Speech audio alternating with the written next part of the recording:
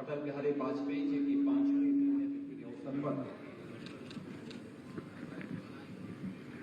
पंडित Atal Bihari Vajpayee foundation के द्वारा आयोजित आज के इस कार्यक्रम में मंच पर उपस्थित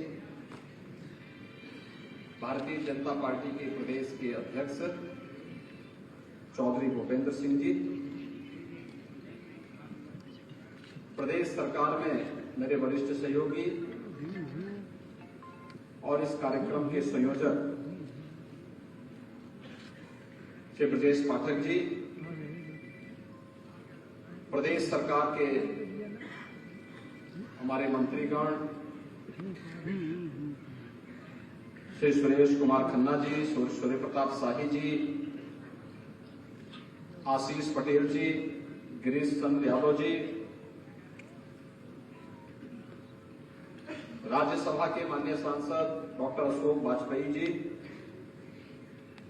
महापौर श्रीमती सुषमा करकवाल जी, प्रदेश सरकार के पूर्व उप मुख्यमंत्री और विधान परिषद के माननीय सदस्य श्री डॉक्टर दिनेश शर्मा जी, पूर्व मंत्री डॉक्टर महेंद्र सिंह जी, सभी माननीय विधायक और विधान परिषद के सदस्यगण,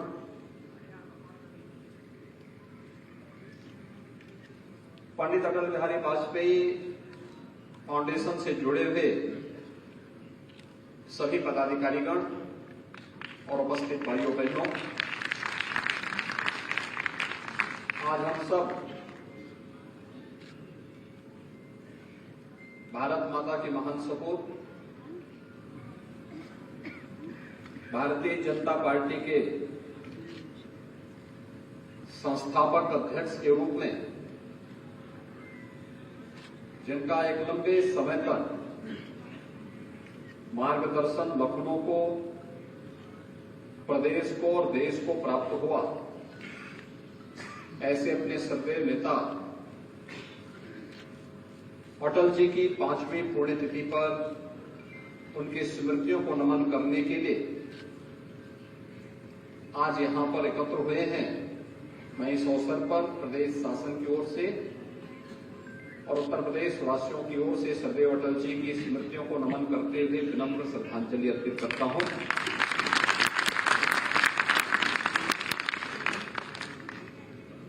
भाइयों बहनों, नाम के अनुरूप अटल जी का व्यक्तित्व भी था।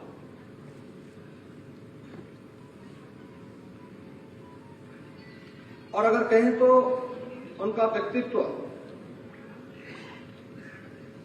बहुमुखी था। वे एक पत्रकार भी थे, एक साहित्यकार भी थे।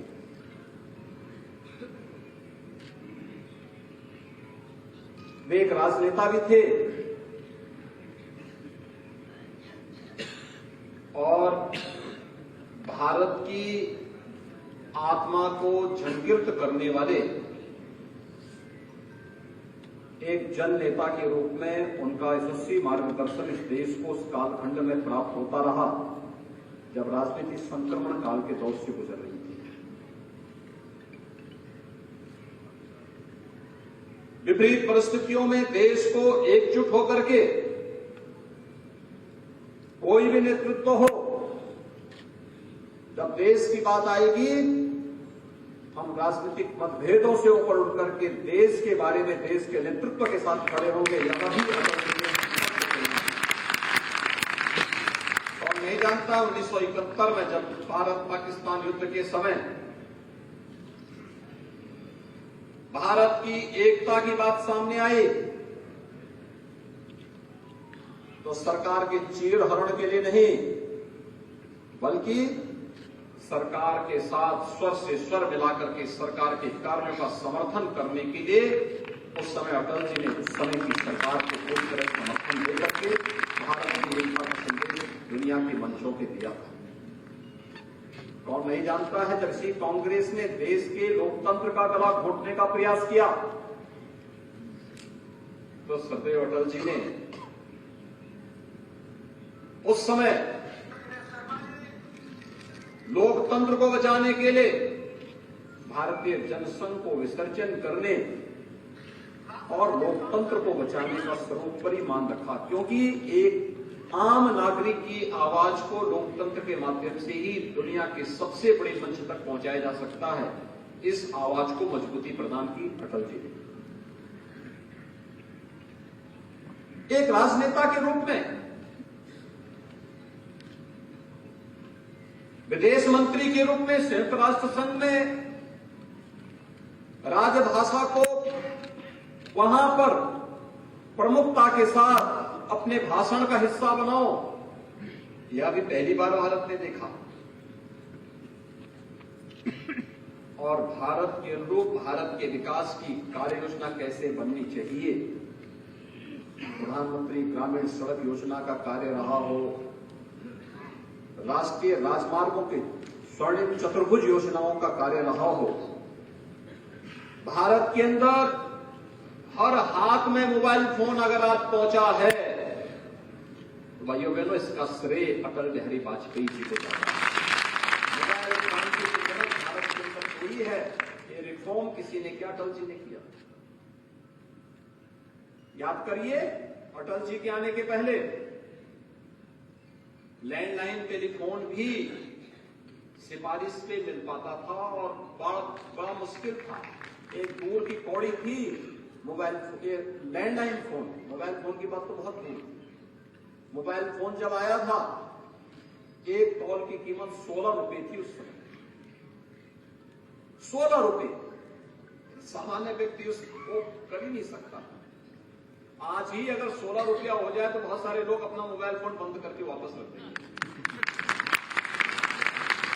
लेकिन 1999 में जब ये मोबाइल फोन आया था, एक कॉल यानी इनकमिंग और आउटगोइंग दोनों के 16-16 रुपए था। आज भाइयों बहनों आप देखते होंगे ये 0 पे है। भारत दुनिया के अंदर सबसे अधिक मोबाइल धारण करने वाला देश है, सबसे अधिक डिजिटल क्रांति का लाभ लेने वाला देश है। उसकी नींव सदैव अटल बिहारी वाजपेयी जी ने रखी और उसे घर घर तक पहुंचा करके लोकोपयोगी बनाना है, वह सदैव आज के प्रधानमंत्री नरेंद्र मोदी जी ने करके दिखाया। देश के अंदर गरीब भूखों नहीं मरेगा, ये संवेदना पहली बार किसी सरकार ने दिखाई तो अंत्योदय की योजना, बीपीएल की योजना अटल जी ही लेकर के आए। और भाइयों बहनों, देश की संवेदना को जानने, उस प्रकार की रचना को समसामयिक मुद्दों के साथ जोड़ने के लिए हिंदू तन मन हिंदू जीवन रग रग मेला, ये पंक्तियां भी लिखने का साहस भारत का कोई राजनेता कर सकता था तो अटल बिहारी वाजपेयी जैसा राजनेता ही कर सकता। आज नहीं मानूंगा, रात नहीं मानूंगा, ये पंक्तियां भी कोई विपरीत परिस्थितियों में अपने कार्यकर्ताओं को झंकृत करते हुए आगे बढ़ने, चुनौतियों का सामना करने के लिए प्रेरित करती है। और सबसे बड़ी बात है, सब कुछ प्रतिभाओं से भरपूर है, लेकिन उससे भी महत्वपूर्ण अटल जी एक संवेदनशील इंसान के रूप में जाने जाते हैं। हर दल का व्यक्ति में सम्मान, उनके प्रति किसी के मन में कितनी भी कड़वाहट क्यों न रही हो, लेकिन अटल जी ने कभी अपनी कड़वाहट को सार्वजनिक नहीं किया। शिव की तरह उस जहर को घूंट पीते रहे और नीलकंठ बन करके वो देश के राजनीतिक आकाश में जगमगाते रहे। और यही परिणाम है कि आज सदैव अटल जी हमारे बीच में नहीं, ये उनकी 5वीं पुण्यतिथि है, लेकिन उनकी स्मृतियां हम सबके जीवन में बनी है, एक नई प्रेरणा देती है। नए राजनेताओं को संवेदनशील बनने, जन आकांक्षाओं की पूर्ति करने के लिए पूरे परिश्रम के साथ कार्य करने के लिए और मूल्य और सिद्धांतों से अटल रह करके उसे प्राप्त करने की एक नई दृढ़ इच्छा शक्ति भी सदैव अटल जी का व्यक्तित्व हम सबको प्रदान करता है। आज यही कारण है, अटल जी के इन्हीं भावों को आगे बढ़ाने के लिए सरकार ने, ये हमारा सौभाग्य है कि हमारी सरकार को श्रेय जाता है कि अटल जी की पहली मूर्ति उत्तर प्रदेश में मुख्यमंत्री कार्यालय के पास हमारी सरकार ने की सरकार ने।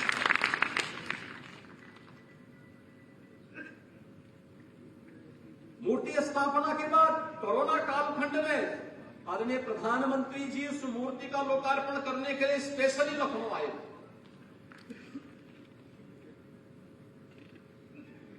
लखनऊ में प्रदेश का बन रहा मेडिकल यूनिवर्सिटी, जिससे प्रदेश भर के सभी विश्वविद्यालय संबद्ध हैं, वह सदैव अटल बिहारी वाजपेयी जी के नाम पर समर्पित है। अटल बिहारी वाजपेयी मेडिकल यूनिवर्सिटी इसी लखनऊ में स्थापित हुआ,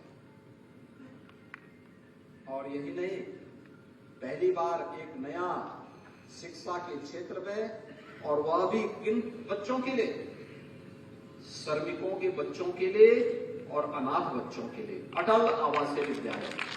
18 अटल आवासीय विद्यालय इसी सत्र में ये डबल इंजन की सरकार आदरणीय प्रधानमंत्री जी की प्रेरणा से आगे बढ़ा रही है। यानी ये एक नई प्रेरणा है जो आज मूर्त रूप लेता हुआ आगे बढ़ रहा है। भाइयों बहनों, मृत्यु एक शाश्वत सत्य है, लेकिन पुनर्जन्म भी भारतीय मान्यता के अनुसार उसी प्रकार के सत्य को हम सबके सामने उद्घाटन करता है। आत्मा की अजरता और अमरता किसी से छुपा हुआ नहीं। आज अगर लोकोपयोगी इतने कार्य हो रहे हैं, हर गरीब को फ्री में राशन की सुविधा का लाभ उपलब्ध करवाने का कार्य हो, गरीब के पास आवास की सुविधा देने का कार्य हो, हर घर में शौचालय देने का कार्य हो, हर घर में रसोई गैस का सिलेंडर देने का कार्य हो, ये जाति के नाम पर दुकान चलाने वाले लोग समाज को बांट करके अपनी राजनीतिक रोटियां सेकने वाले लोगों से पूछा जाना चाहिए, आज जिस गरीब को मकान मिल रहा है, क्या उसकी कोई जाति नहीं थी क्या? जिस गरीब को शौचालय मिल रहा है, क्या उसकी कोई जाति नहीं थी क्या? जिस गरीब को सुरक्षा मिल रही है, क्या उसकी जाति नहीं थी क्या? जिन 10 करोड़ लोगों को प्रदेश में और 50 करोड़ लोगों को भारत के अंदर आयुष्मान भारत में 5 लाख रुपए की स्वास्थ्य बीमा का कवर मिल रहा है, क्या उसकी कोई जाति नहीं थी क्या? ये चीजें दिखाती हैं कि जो सपना और जो सिद्धांत पंडित दीनदयाल उपाध्याय जी ने दिया था, जो सपना कश्मीर के बारे में डॉक्टर श्यामा प्रसाद मुखर्जी ने देखा था, जिन कार्यों की नींव सदैव अटल जी ने अपने कार्यकाल के दौरान स्थापित किया था, उस पर एक सुदृढ़ भारत के निर्माण का कार्य आज भारत के यशस्वी प्रधानमंत्री नरेंद्र मोदी जी के नेतृत्व में हम सब देख रहे हैं। एक नए भारत का दर्शन कर रहे हैं, और यही है अपने पूर्वजों के प्रति कृतज्ञता ज्ञापित करने का सबसे बड़ा माध्यम। इस शब्दों से नहीं, बल्कि व्यवहारिक जीवन में भी हम इसको करके रहेंगे, और यही तो किया है भारतीय जनता पार्टी के कार्यकर्ताओं ने। करोड़ों की संख्या में आज भी अटल जी के मूल्य और सिद्धांतों के साथ जुड़ करके अपने सर्वे नेता को केवल भावों से नहीं, बल्कि अपनी भंगिमाओं के माध्यम से भी पूरे देश के अंदर लोकोपयोगी जन कल्याणकारी योजनाओं के माध्यम से, अनेक उन रचनात्मक कार्यक्रमों के माध्यम से लगातार उनके प्रति कृतज्ञता ज्ञापित कर रहा है। और यही दर्शन हम सबको देश के अंदर, प्रदेश के अंदर, लखनऊ के अंदर प्राप्त हो रहा है।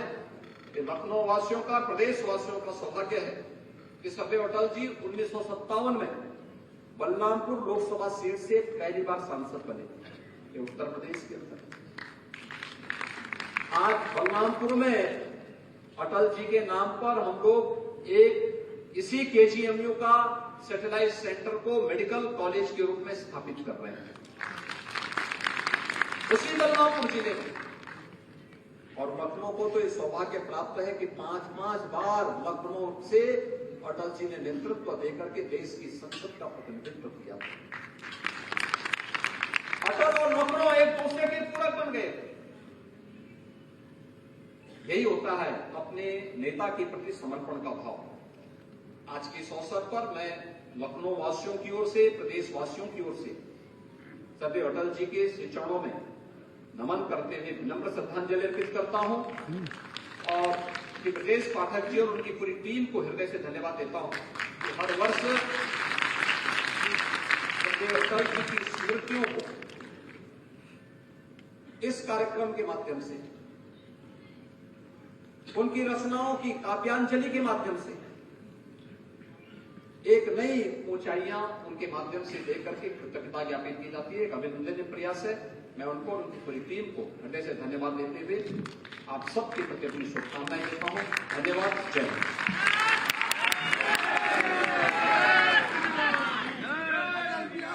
हिंद।